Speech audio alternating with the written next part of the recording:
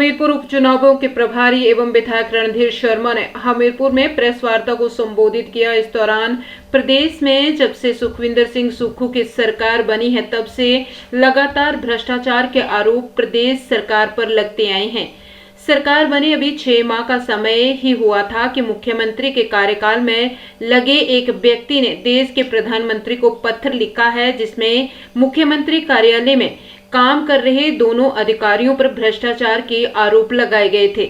हमीरपुर उपचुनावों में भारतीय जनता पार्टी के प्रभारी रणधीर शर्मा ने हमीर होटल में प्रेस वार्ता को संबोधित कर रहे थे। उन्होंने कहा कि 2 अधिकारियों ने कंपनी को काम करने की एक्सटेंशन देने के लिए 25 करोड़ लिए थे, लेकिन इस मामले की जांच आज तक नहीं हुई। इस मामले में जांच न करवाना और इस मामले में चुप्पी साधे रखना ये साबित करता है कि मुख्यमंत्री भी इस भ्रष्टाचार में संलिप्त हैं। अनेकों टेंडर घोटाले इस सरकार में हो रहे हैं। उन्होंने कहा कि यही नहीं, सब्जी मंडियों को डिजिटलाइजेशन करने के लिए 6 करोड़ 72 लाख रुपए का बजट आया था। इसमें काम करने के लिए 4 कंपनियों ने अप्लाई किया था, उसमें से 3 को डिस्क्वालीफाई कर दिया और सबसे हाई रेट देने वाली कंपनी को इसके टेंडर दे दिए गए। प्रदेश सरकार के भ्रष्टाचार के इन्हीं मामलों को जनता के बीच उजागर किया जा रहा है ताकि लोगों को पता चल सके कि प्रदेश सरकार में क्या क्या घोटाले किए जा रहे हैं।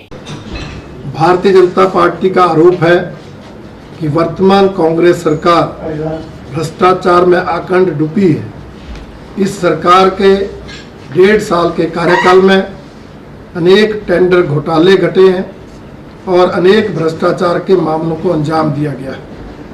सरकार बनने के कुछ महीने बाद ही मुख्यमंत्री कार्यालय के कर्मचारी ने आदरणीय प्रधानमंत्री जी को पत्र लिखकर जो बिजली परियोजना में एक्सटेंशन ऑफ टाइम की बात थी उसको दिलाने में 25 करोड़ रुपए के लेन देन के मामले को उजागर किया था। मीडिया में भी आया था, हमने भी जांच की मांग की थी, परंतु मुख्यमंत्री जी ने उस पर जांच नहीं की। और अभी मार्केटिंग बोर्ड में जो टेंडर सब्जी मंडियों को डिजिटलाइज करने के लिए फ्लोट किया गया था 6 करोड़ 72 लाख का, उसमें जो 4 कंपनियां आई थी, जो कमेटी बनी थी एमडी मार्केटिंग बोर्ड की अध्यक्षता में, उसने 4 में से 3 कंपनियों को डिस्क्वालीफाई कर दिया था टेक्निकली, परंतु बाद में कृषि विभाग के सचिव ने जो वो 3 कंपनियां डिस्क्वालीफाई हो गई थी उनमें से ही एक कंपनी को ये टेंडर 7 करोड़ रुपए में दे दिया, जिसमें शरेआम भ्रष्टाचार हुआ। यही नहीं,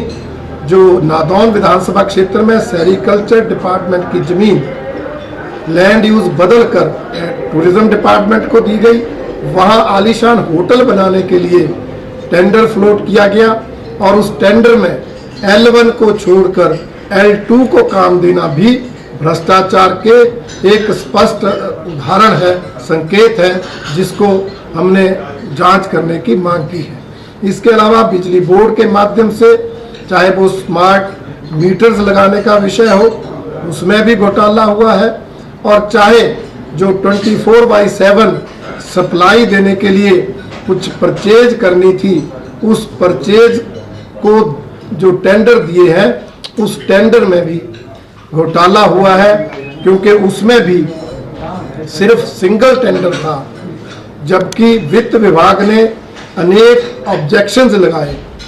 कि बिजली बोर्ड सिंगल टेंडर पर ये काम आवंटित नहीं कर सकता, दूसरी बार टेंडर लेने चाहिए, अगर दूसरी बार भी सिंगल आता है तो तीसरी बार भी टेंडर फ्लोट करने चाहिए, फिर सिंगल आता है तभी उसको दिया जा सकता है। परंतु 3 जुलाई को आनन फानन में बिजली बोर्ड की मीटिंग बुलाकर वो जो है सिंगल टेंडर ही फ्लोट कर दिया गया, जिसमें भारी भ्रष्टाचार की बू आ रही है, क्योंकि उसमें 175 करोड़ का काम 245 करोड़ में स्मार्ट मीटर्स के रूप में बदलने का जो है वो ये थे 1788 करोड़ रुपए, उसके बदले में ये काम 3100 करोड़ रुपए में देने का निर्णय लिया गया, जिससे इसमें भी घोटाले की बू आ रही है। जो परचेज के लिए था, सोलन, परमाणु, बद्दी, नालागढ़, नाहन एंड पांवटा साहिब। इसमें आप देखेंगे 175 करोड़ का ये काम था, तो 45 करोड़ का था। और इस टेंडर पर सेक्शंस लगाए। फाइल पर उन्होंने लिखा कि ये जो एक तो ये ज्यादा है, दूसरा अगर सिंगल टेंडर